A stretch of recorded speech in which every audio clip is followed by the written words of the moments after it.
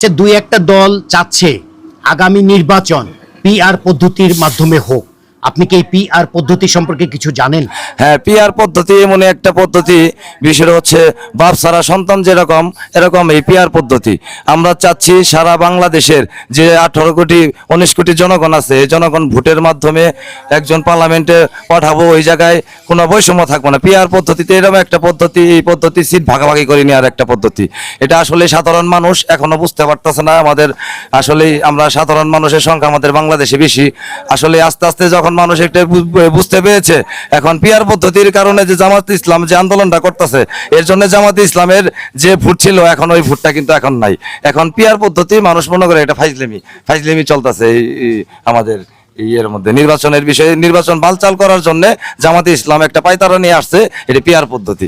এই পদ্ধতিতে আমরা তৃণমূল যারা সাধারণ ভোটার আছি, আমরা নতুন যারা ভোটার আছি, আমরা কখনো এই পিআর পদ্ধতি মানি না এবং পিআর পদ্ধতিতে আমরা চাই না।